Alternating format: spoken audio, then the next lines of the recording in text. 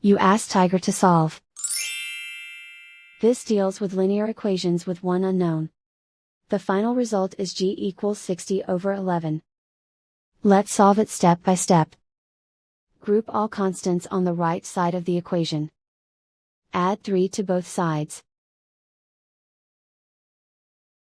Simplify the arithmetic.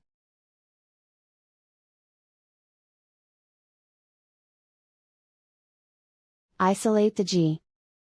Multiply both sides by inverse fraction 4/11. Group like terms. Multiply the coefficients. Simplify the fraction. Multiply the fractions.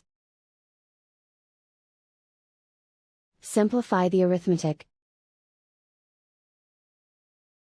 And so the final result is g equals 60/11.